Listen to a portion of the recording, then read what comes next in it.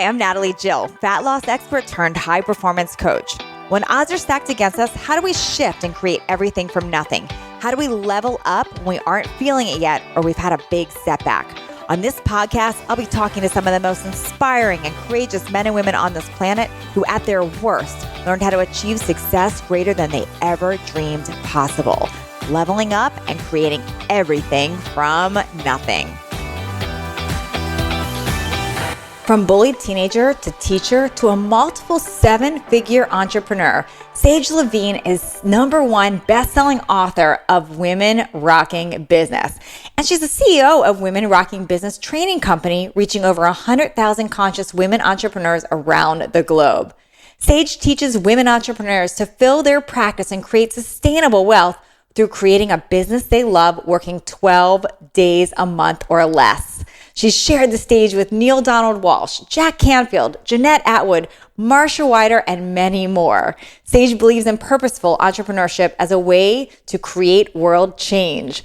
Women Rocking Business has raised over $500,000 for women around the globe, women in the rainforest and in Indonesia, supporting them to build businesses that serve their communities and protect our ecosystems. Sage inspires her students to love themselves and each other so much that we can't help but all succeed together. Join in today and learn exactly how Sage Lavine leveled up and created everything from nothing. Yay, I've got Sage Lavine to hear today. I'm so excited to have you here on Leveling Up, Creating Everything from Nothing. She's a newer friend of mine, rock star success story. But when I was talking to her and she was sharing with me her story, where she came from, who she was, and now who she stepped into and become, I thought, I've got to have you on the show. So thank you so much for being here, Sage. Natalie, I love meeting you. It's so fun to meet a rock star at a party like that and just be able to just be like, oh my gosh, there's other women on the planet that started from nothing or started from negative nothing and bounced back. And what an amazing thing you've put together with this podcast. I love it. Thank you. So Sage, people see you, they see your events, they see your online presence, they see how amazing you are. But what they don't know is that that's not who you were before. That's not where you started from. Can you take us back to who you were before all of this that we see? Yes. So I was a school teacher from Iowa. I used to make $28,000 a year. My mom didn't want me selling Girl Scout cookies because she was terrified I was going to offend the neighbors. That's how anti-salesy my family was. So the fact that I get on stage in front of hundreds of people, we do $1 million events, they're watching me lead all these women. I've built a $1 million training company. They just think I'm a crazy person. It's really sweet. And, before that, I was a really unpopular teenager. The truth is that I was one of those kids that got kicked out of the club repeatedly. My parents got divorced when I was 11.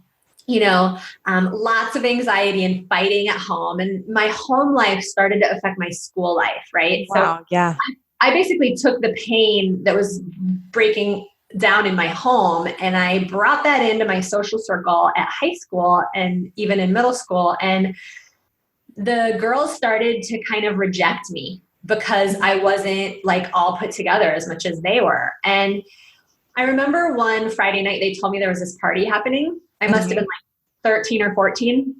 My mom drove me to where the party was supposed to be happening. And this kid answered the door. I remember the look on his face. He was like, "What are you doing at my house?" And I felt like this ton of bricks dropped into my belly. Oh my God, my friends lied to me. It became so clear that it was a prank. And I remember getting back in my mom's car and I was choking back tears. And I was like, "Just take me home. Just take me home." I remember she's like, "What's wrong?" And she took me home. I walked into my bedroom and my phone was ringing, the landline, Yeah. The black phone that looked like a little race car. I picked it up and they were laughing into the phone line. Ugh. I can still remember to this day, the heaviness and the betrayal and the despair. And I remember even in the darkness of that moment, feeling like I didn't have a family that loved me. I didn't have friends that loved me. In the despair of that moment, I remember feeling there's gotta be a way in this life to create something that's different from this, where everybody belongs, where people can come and just be a part of something. And it's so interesting. Brene Brown says belonging is the biggest driver of human behavior. And I think that's what a lot of our businesses are starting to be about, like creating conscious communities where everybody's getting healthy together, everybody's losing weight together, everybody's building businesses together. And one of the things that we do really well now at Women Rocking Business is we create this sisterhood so that women are really building their businesses alongside each other. And it's what my clients have started to come to me for. Like, not just my clients, but my colleagues. Like I have colleagues that have, built businesses that are 5-10 times bigger than mine. And they're actually coming to me to find out how I'm creating community in my room in live events, because it's just become something that we do really well. We're known for. And so I just want to like really reiterate, like whatever you've been through in your life, right? Like whether it's Mean Girls, or I'm sure many of you have been through things that are like way more painful than what I've been through. That thing that you've been through can become like a PhD program for the message of your chapter. So tell me how, I want to take you back a little bit to that. I know that's a painful spot, and I got the goosebumps and everything listening to you to share, but how did you make a decision to shift out of that? Because that's a heavy thing for a child, a teenager to go through. Oh God, it took years. And I would imagine you formed a lot of stories based on that weren't factual, but so how did you even shift yourself out of it? Like, I get that you had a bigger vision now because of it, but what did you have to do to get yourself out of that? Well, it took years, right? It took years of me like walking through the hallway of my high school, like knowing that these kids didn't like me and were talking behind my back, and like starting to find who were my friends, who could I start over with, who could I actually have a relationship with. I signed up for a leadership training, even as a young woman, as a teenager. I was like, well, I want to go learn leadership because I want to be somebody that doesn't get beaten down by this, like this stupid stuff that we all get down by. And I remember going to my first yoga class in college where the woman at the front of the room was saying, how you take care of your body is how you take care of your life. And like, we're now a group of people that have, prioritized our bodies. I remember like, oh my God, this is the first time somebody's like told me I'm a part of a group. And then I remember going to a workshop in college where for the first time ever, I really got that we can heal some of those painful things from our childhood and from our life in live events, because that painful stuff that we've been through, that got put into place in relationship, like in 3-dimensional relationship with other humans.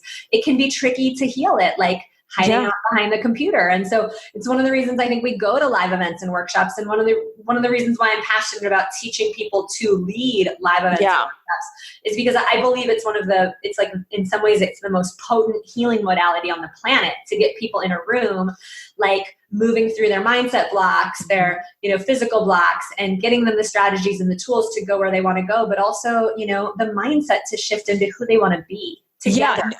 Totally agree. And I, what is interesting is that I think a lot of people, when they're coming from that spot of the little girl feeling that you had before of being bullied or not fitting in, they have all these stories. And what happens a lot of times, they become introverted, right? So they think they don't want to connect, but it's that connection and being at those live events that helps bust you out of it. Really? 100%. And wherever you think you are on that spectrum, the introverted, extroverted, ambiverted, I'm definitely an ambivert. I need my inward time. We were talking about this. Yes. I need my extroverted time. Wherever you are on that spectrum, there is a way to, step into your own leadership, to get healthier, to step into, launching a business, if that's what you're doing. Like, there is a way to do it in a way that takes care of yourself. I mean, I'm the one who puts my hoodie on at every single break. When I lead a live event, I'm backstage and on the breaks with my hoodie on, just like getting back to that inward time. I mean, the ocean tide rises and falls. The universe expands and contracts. Like, we have to learn to give ourselves both of those things so that we can stay fueled up to keep getting out there, right? So, okay. So now how did that little girl or the teenager girl that's not fitting in and is getting bullied and is making up stories about herself, how did she go to now becoming a teacher? Because then you were a teacher. And then even from there to this grand vision, because that's a big step. I feel like we have all these parts inside of us. I mean, I still have my little girl, like she started crying on camera earlier today when I was like telling my story, just the rawness and the vulnerability of that moment is still with me. It's still a part of me.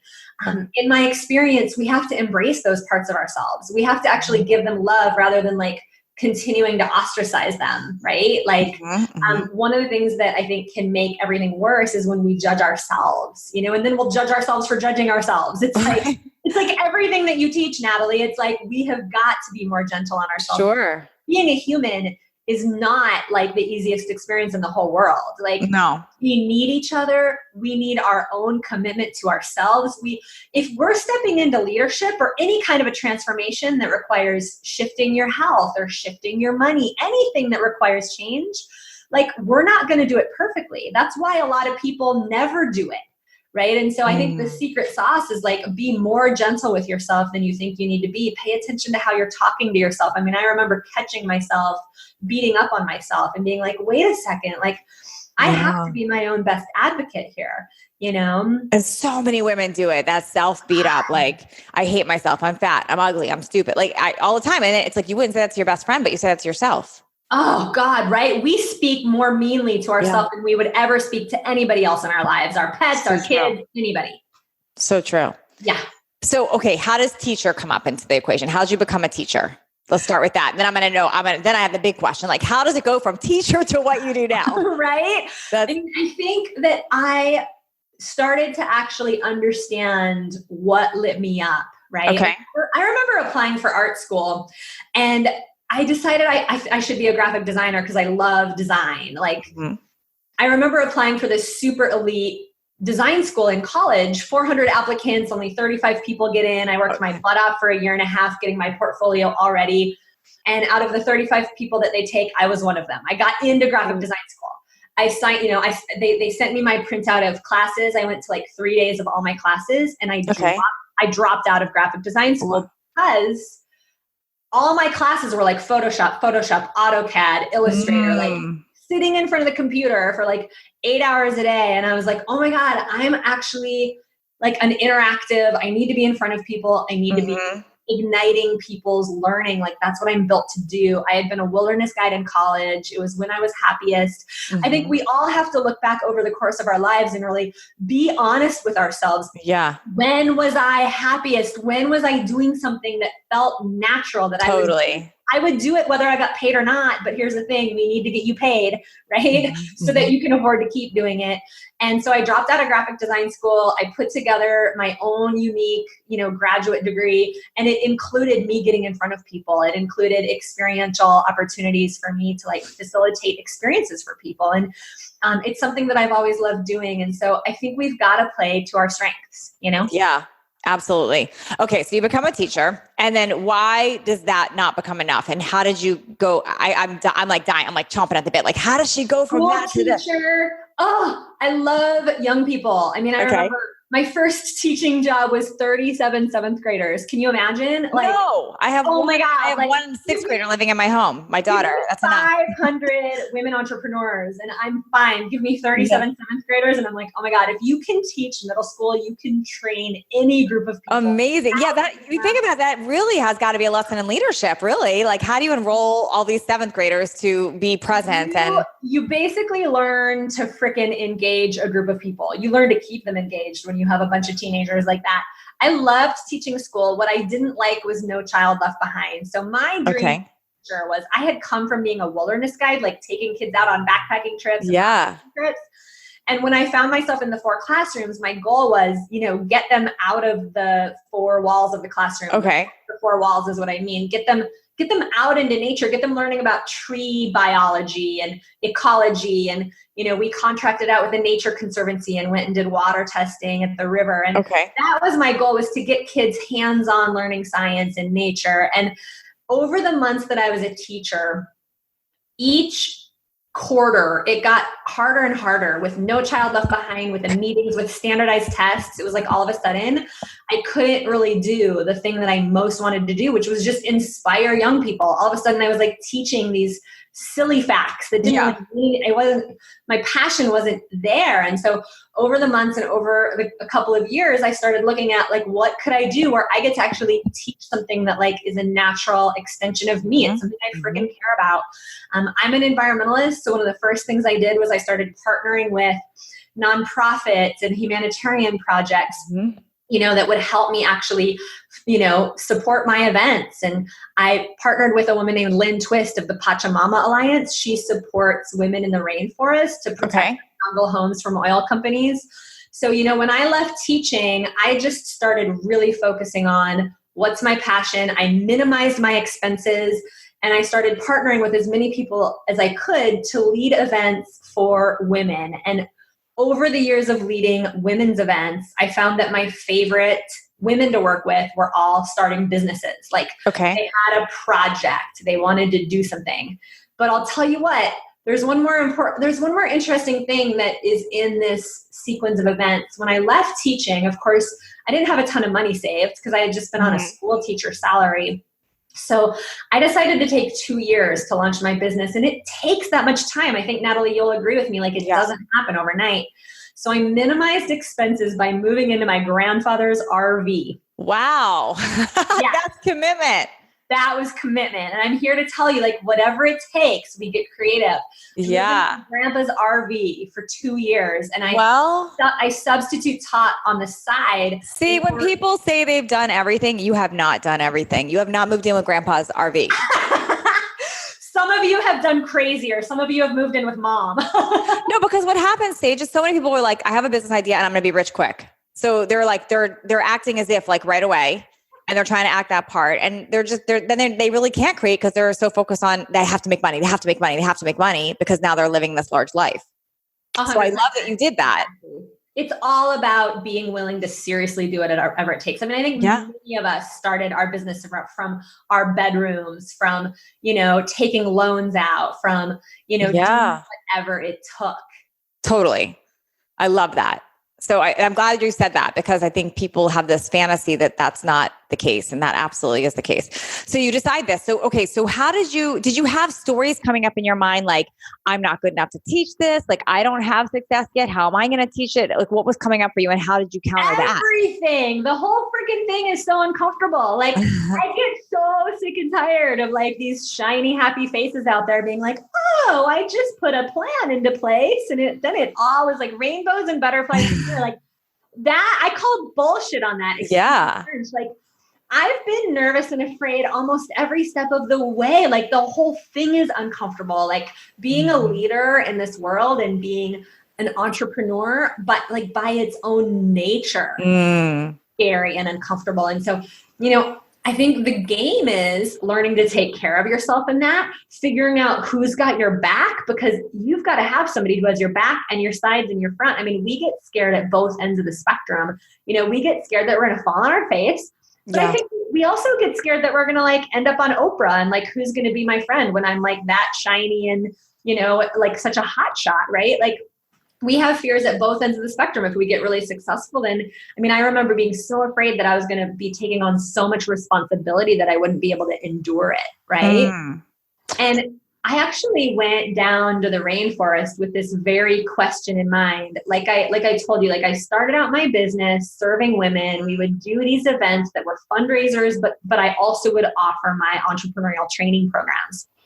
And I have to say, like, being a business owner is difficult. It's challenging enough, especially if you're selling something that is like a direct reflection of your heart. Like, you're not peddling a factory full of widgets. Like, you're taking the thing that's like near and dear to your heart and putting it out there for people to buy. So, quick story, I go down to Ecuador literally wanting to escape technology responsibility. I had just signed up like my first 100 clients for a program.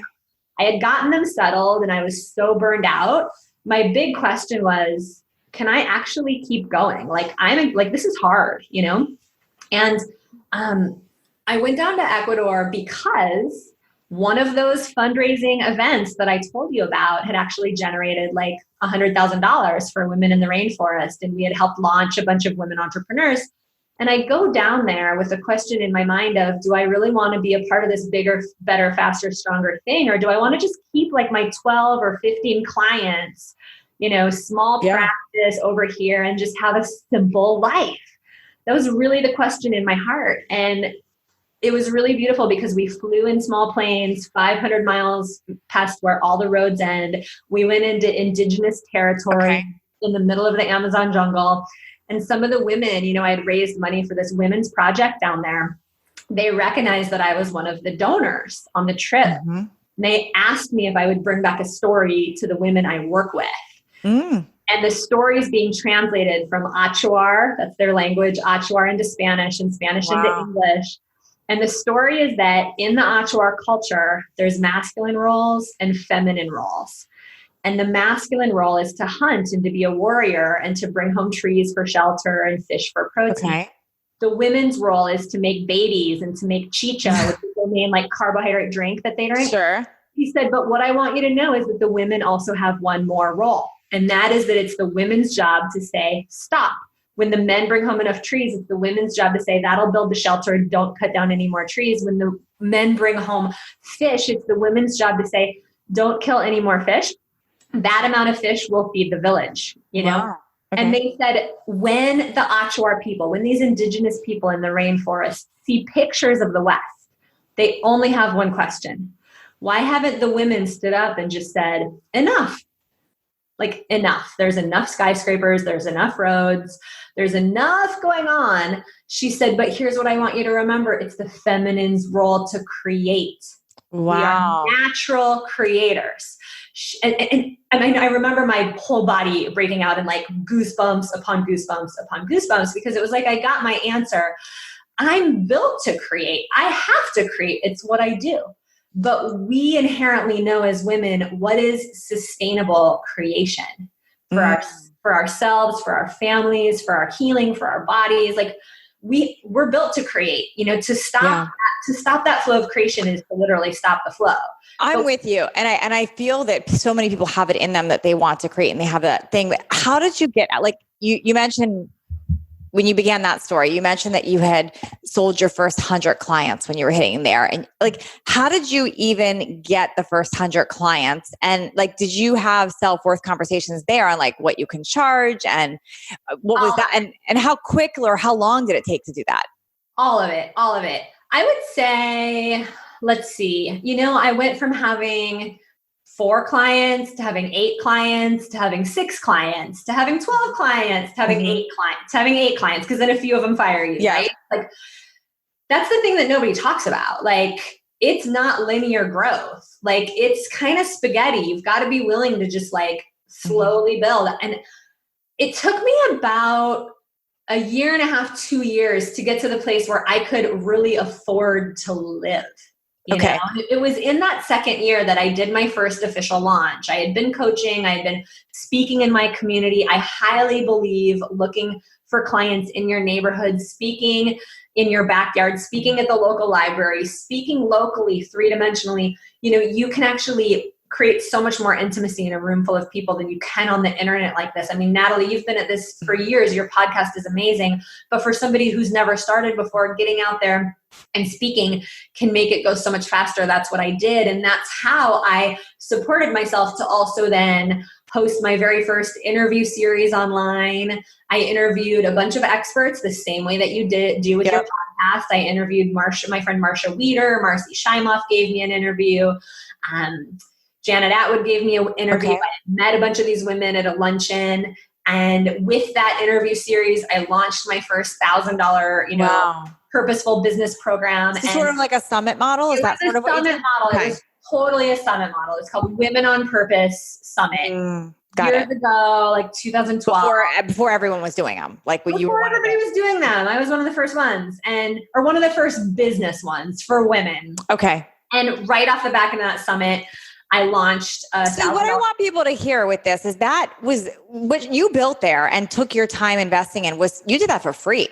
You building a summit and doing that and speaking at the libraries, that was not you getting paid. So you stepped in and you offered service and you created value, and that's what made you an authority.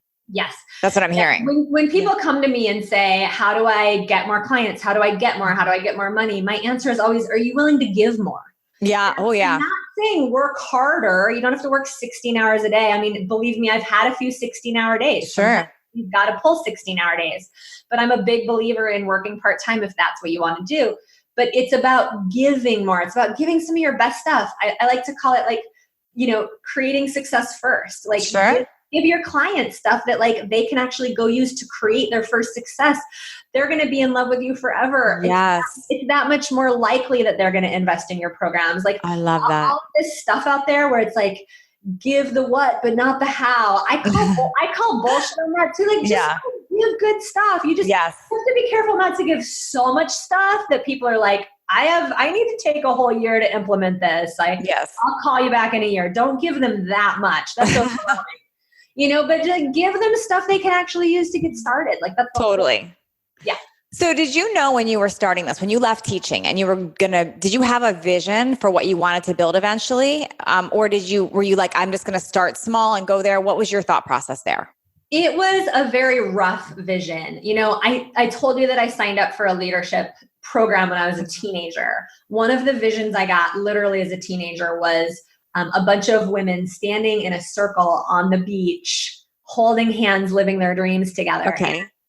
I had no idea how that was going to come to fruition. Oh, what is this? A kumbaya moment? Yeah. Women standing in a circle on the beach. And now, when women come to my events, we do circles as part of the event. And, we teach business strategy and we help you plan out your whole, next year of your business. And we teach you the launch plans that we use to become a 7-figure company. But one of the things that we do is we have an intentional, we call it a wealth ceremony. And we literally go on the beach and hold hands in this big circle, and the women love it. We take pictures, and I've literally stood in circle with about like up to 550 women. Love that. All my participants. And that was like literally just me getting a vision, not knowing even what it meant, but just year by year, month by month, just like continuing to kind of say yes to the impulses inside of me. So I'm just here to remind you that like the impulses that you have, those desires that you have, like they're there for a reason.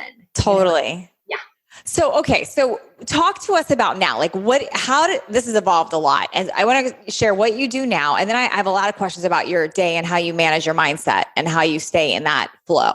Yes. So we train women entrepreneurs to launch and scale their businesses. We train anywhere from beginners to women who have businesses that just want to scale. And we teach business through the lens of women's values. Okay. Women are starting businesses 1.5 times faster than men right now. We're still making 79 cents on the dollar compared to men. So I believe in entrepreneurship as a way to close the pay gap and to really teach business in a way that's in alignment with women's values. So we teach business from a place of collaboration rather than competition, from a place of empowerment rather than power over, and from a place of really being generous rather than like a sense of scarcity or urgency.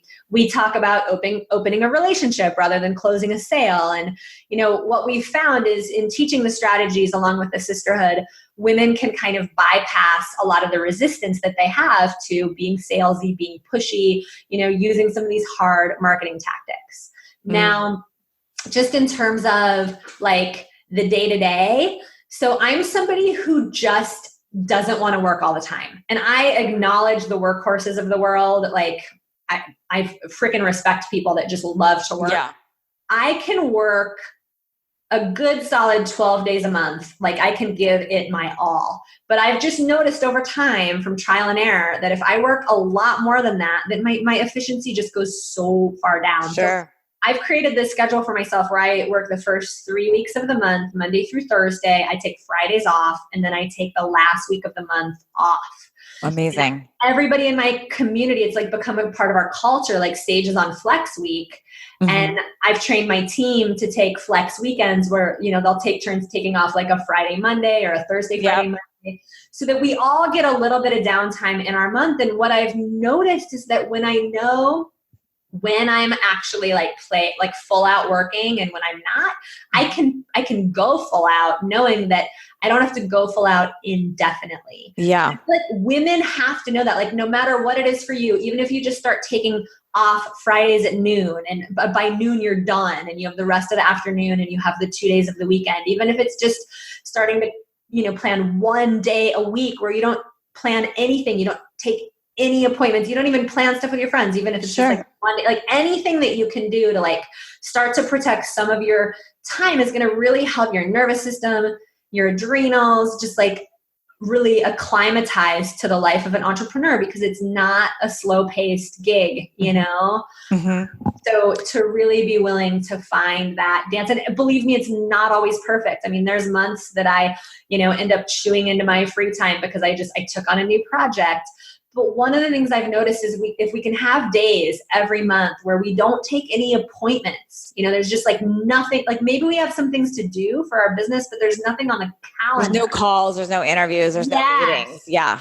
Yes. And then you got to have days where you work on your business versus just always being in your business. You've got to have days where you can step back and look at the big picture and plan and look at where you're going. So, I learned the hard way. I've gotten bit in the butt several times. Like I ended up totally sick on stage a couple years ago for my biggest event ever. Oh, wow. I was so sick. I ended up in this horrible coughing fit. It was like guttural. It was like primal. And you were presenting like this at your event? I was going into the offer and I literally started like, oh, wow. That's authentic. I caught my breath and I was like, that was Czechoslovakian for, I see the God in you. And everybody was just cracking up. And then we had like a really heart-to-heart conversation around body breakdown and how afraid we are and what when it comes.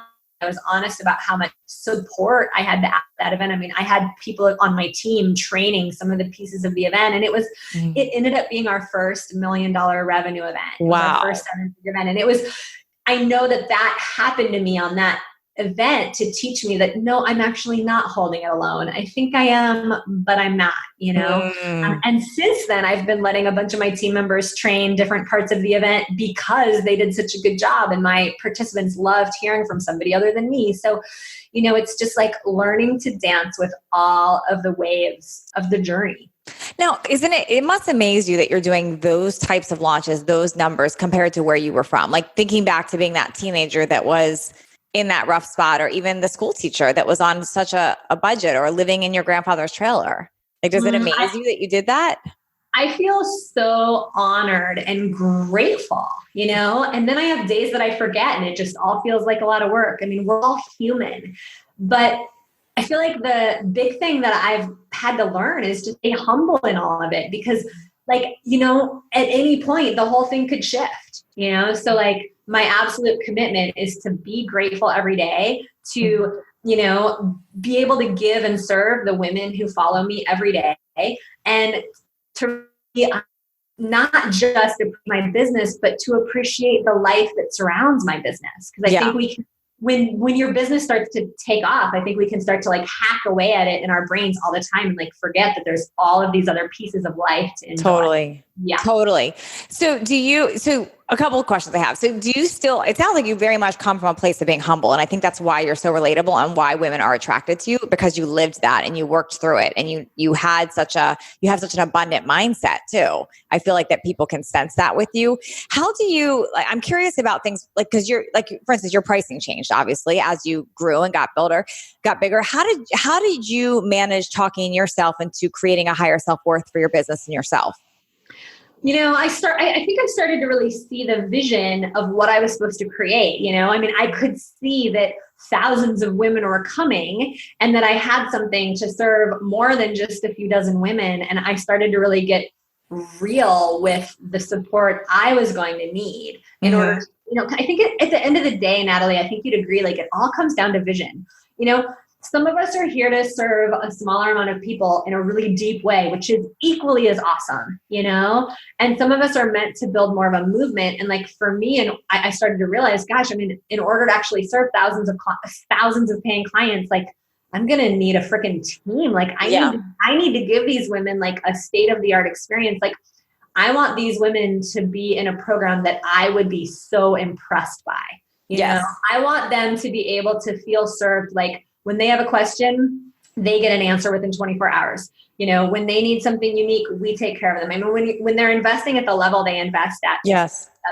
It's all about really asking yourself, would you buy the thing you're creating? And would you be like, oh, this was the best purchase I made. I'm so glad, it's like, how do we create at that level?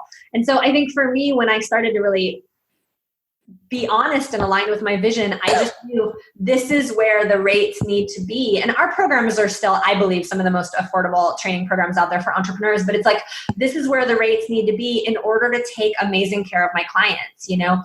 I mean, the thing is that the only time we ever get into negotiating a price in our mind is when quality isn't a part of the conversation. Like if you're just deciding between two towels and they look the same and one's $7 and one's $14, we're going to grab the $7 towel. But as soon as you pick up the towel and you're like, oh my God, this one's so much more plush, it's so much more soft, maybe it's worth twice as much to buy the nicer towel. And so I think like when we're setting our rates and when we're thinking about what to charge, I think it's a question of how much quality do I want to bring to this service that I'm providing? Because when people pay, they pay attention. And yes. when people pay, you know, they're going to actually consume your content with that much more rigor and integrity. So, you know, I'm here to just really invite every single one of you to, you know, charge what you're worth. You know what you put into the program. Mm-hmm. Charge what you know needs to be charged so that people have an epic experience. I love that. Okay, I have some questions about your day. Like, do you, because you know, you just shared about your flex time and how you take time off. Do you have rigor as far as how you schedule your day? Like, do you have a specific morning routine? How do you start it? And I want to know also that, and who's in your circle? Like, what kind of people do you surround yourself with? No, you're so sweet. Okay. So my answer to how I structure my day is always like, business takes rigor, and I have to be in my masculine energy a lot to run my company. And so I don't want to be in my masculine energy all day long. So what I tend to do is I tend to put kind of like rails up on my day. Like usually I'm sitting at my computer by 9:30 in the morning, like ready to rock my day and put in a super solid day so that I can have my freedom schedule. So I can have Fridays off, so I can have the last week of the month off. So I'm, you know, if I know I'm at the computer by 9:30, you know, I oftentimes get up at 6 or 6:30 because I want that 2 hours of unstructured time in the morning. I need it. I need to be able to be like, I feel like working out. I feel like going to yoga. I feel like meditating. I feel like literally just hanging out in my bathrobe and like making a smoothie and like staring out the window. I give myself a lot of permission when I'm in like hustle mode, when I'm in like a launch or when I have a lot of projects on the calendar. When I'm not working, I just give myself a lot of permission. I mean, I remember when I first started my business, I signed up for the rowing team. I was doing these like ocean swims.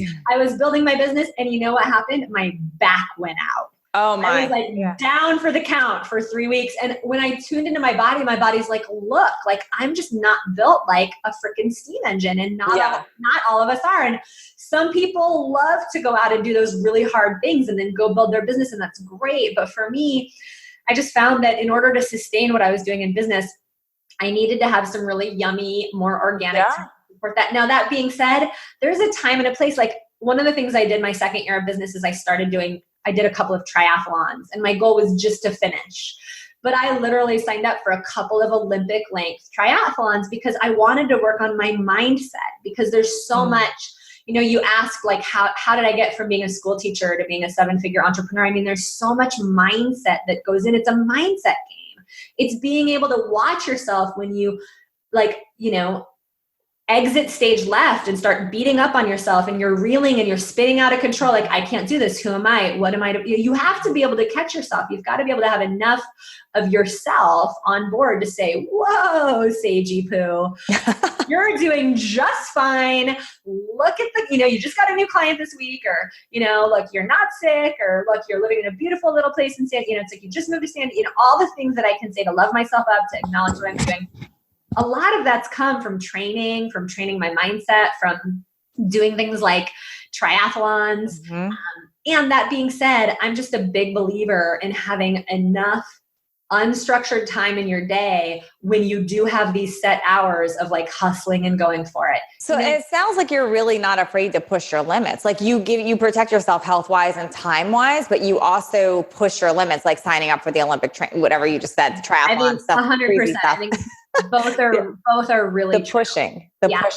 And you're a risk taker. I hear risk taking as well. Like you take chances. Thank you. I think we have to, you know, we've got to be willing to get outside our comfort zone and just be willing to get comfortable being uncomfortable. Okay, so talk about the kind of people you surround yourself and the rigor with that. Like, do you take people out of your life? I mean, not like seriously out of your life, but you know what I mean? Like, do you get them out? Do you surround yourself with a certain type of people? Like, who would you say, you don't have to give me names specifically, but like, what types of people do you surround yourself and do you let in?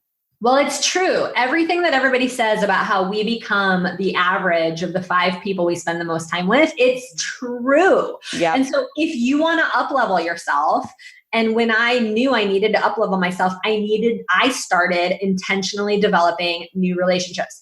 Mm-hmm. And the cool thing for me is like my best friends are friends that started out in business with me and we've grown together. And like we would literally see each other growing and be like, keep going, keep going, keep going. And like now, like we started out as 6-figure entrepreneurs and now we're multiple 7-figure entrepreneurs together, you know? And like, I would just say as you're going through life and deciding where you're going to spend your time, because the only thing we all have the same amount of is freaking time. And it is precious. And yes, like the more successful you want to become, the more you want to really make a difference in this world. Like we've got to be really discerning with our time. I mean, totally. Yeah, 100%. So would you say that you, like if somebody is in your life and they're not leveling up, like they're not living that life of like, I want to create more, I want to give more, I want to be more. Is that somebody you don't necessarily want in your life? Like, is that how you would choose? Or are you somebody that will level them up? Like, tell me how that happens. Like if you look at like most of your friends now. I mean, I really believe that a rising tide lifts all boats. So yeah, a rising tide lifts all boats, you know, write it down. It's one of my favorite quotes. I remember since I started my business, I've actually been a part of 3 different women's groups where like we literally became like a circle of women and we committed to meeting this many times per month. So out of those 3 women's groups, it's really interesting. Like the majority of the women in those women's groups with me have all ended up doing my program at some point. And it's a big compliment to me that women came into my groups and saw what I was up to and then ended up hiring me and doing one of my training programs. And, you know, I'm humbled by that. But I would say that my commitment is always like, let's get you going. What do you need? How can I help? And I would say that's one of the biggest things about people like you, Natalie, that I met. You know, Natalie and I met at a party and like you were serving me from like 5 minutes into the conversation. You had your phone out, you were connecting me with coaches or people that could help me. And I felt like, you know, I wanted to do the same for you. And I really want to say that it's something I've noticed about highly successful, just incredible people is we're just coming from generosity. How can I help? How can I serve? Yeah, it's a pattern I see too with people. And I notice when people don't come from that place, like just a taker or I'll talk, it's like, I'm very aware of that now. Yeah, exactly. Exactly. And so, yeah, I mean, you know, friendships have fallen away, but it's never because I'm like, you're done. It's just like, oh, sometimes it just kind of naturally shifts because I'm just putting my focus on something other than what they are putting their focus on. And it's like, it's not even any judgment. Like, you know, in this time in my life, I'm playing full out in this one area. You know, I may have a time 3 or 4 years from now that I want to go live on an organic farm for 2 years and just like, I'll go with you. That sounds amazing. Right? Like, so, I mean, I don't have any judgment of people like, and this has been a really important learning curve for me to like, not judge, like there's times in our lives where we want to go for it. And then there's times in our life where it'd be really good to just like hide out or be in baby land for a year. And so, but what I found is that when I am going for it, it's really important for me to have enough time with other go-getters. And that doesn't mean that like my friends who have decided to be in baby land for 2 years never see me. You know, I get to go like love on them and we compare notes and it's like, oh, this is how it is in my world. This is how it is in my world. This is why it's awesome. This is why it's hard, you know, because like no matter what no matter what path you choose, there's going to be like benefits and there's going to be some drawbacks, you know. Totally. If we're go-getters, we may be giving up a little bit more of our free time, but on the other hand, we may be earning ourselves some freedom, you know, in another category. It's like, I'm willing to do what many people aren't willing to do today so that I can do some really cool shit tomorrow that a lot of people can't do, right? I love that. Yes. Don't take it for granted, you know. Perfect way to say that. Yeah. Okay, here's a question I ask everybody, and then I'm going to get into all the like where I can find you and all that because I know people are dying to know that. But I want to know, and I ask everybody this: if somebody's listening right now and they are in their personal rock bottom, so maybe they're living in their grandfather's trailer, or they have a lot of debt. Maybe they've just lost their business that they were building for many years, or whatever that is for their own personal rock bottom. Their stuff is falling apart right now. and they are ready to like level up and create everything from nothing, what are 3 things you would tell them to do right now so they can start shifting that? Number 1, love yourself. You have got to be your own best advocate. Nobody's going to advocate for you until you're willing to say, you know what? I'm human. I get to be human. I get to royally screw up. I get to make mega mistakes, and I can bounce back from that. Yeah. The great thing about being at the bottom is the only way to go is up. And you know what? What doesn't kill you makes a great story to tell on stage. Yes, it does. That's so true. So true. Or a podcast, either way. Both. Number 2, get really clear on what is the thing you want the most, right? Because we can have anything that we want to in this life, but we can't have everything, and we cannot have it all at the same time. So it's like, what aspects of your life do you want to work on next? Do you want to work on your business? Do you want to work on your relationship? And be willing to get really clear on what's the priority. It doesn't mean that you can't work on the other thing, but at the end of the day, what's the first thing you need to turn around in your life? Yeah. And is it the first thing that you're doing in the day? Because, we can get so derailed by getting up in the morning and hopping on email, and an hour and a half long later, we're perusing Facebook, and we just wasted, however many hours. And we've got to get you so clear on what is the priority. What are the income producing activities? What are the relationship building activities? And starting out your day with that energy, because that energy is going to carry you forward. It's going to be like a magnet for everything that you're looking for. And then the third piece of advice I'd give you is ask. Ask, ask, ask. 3 little letters. Ask, ask, ask. Because especially as women, we suck. A lot of us suck at asking. And you can't get there on your own. Ask for what? Ask for help. Ask for help. Ask people who have accomplished what you want to accomplish. Ask them how they did it. Do everything that Natalie's doing on this interview. And I could be asking Natalie all the same questions, by the way. She's amazing, right?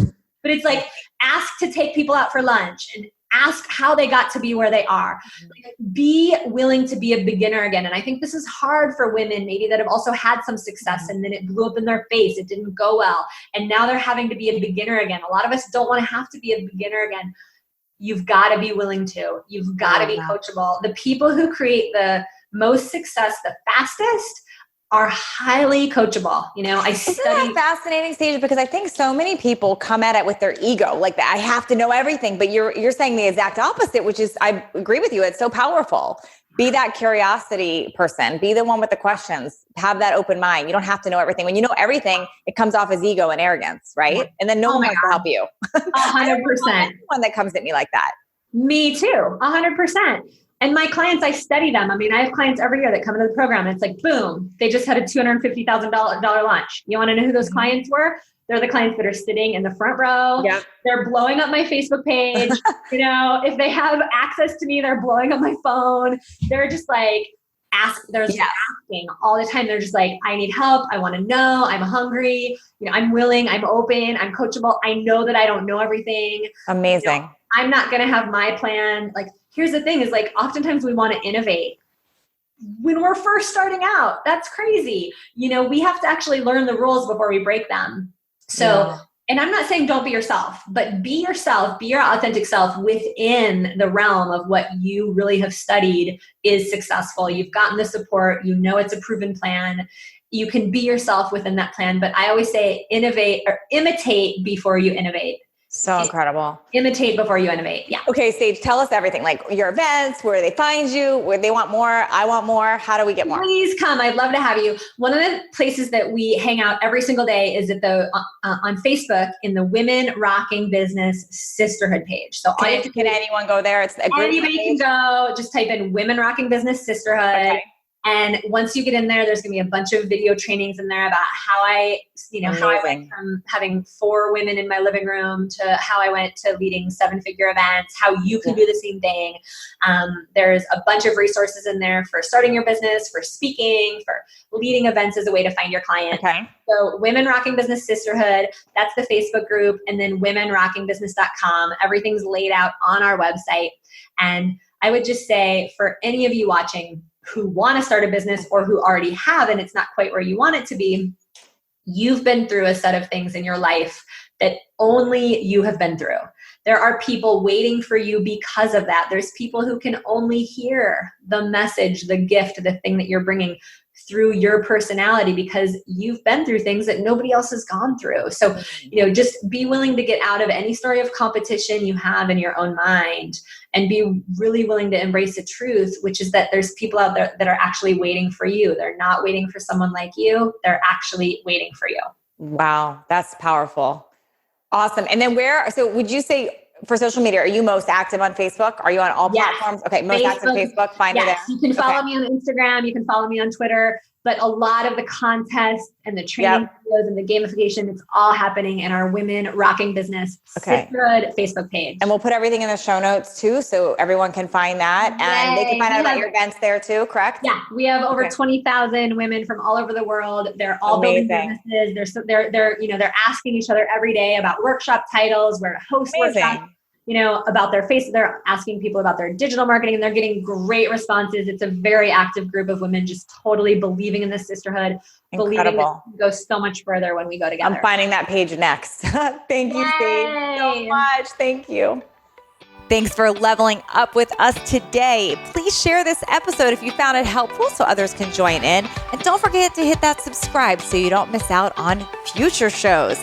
And if you would leave me a 5-star review, I appreciate those so much. I read all of them, and it's how I know that I'm giving you information that you find valuable. And come interact with me over on Instagram at NatalieJillFit. I read all the direct messages and comments over there. Make it a great day, creating everything from nothing.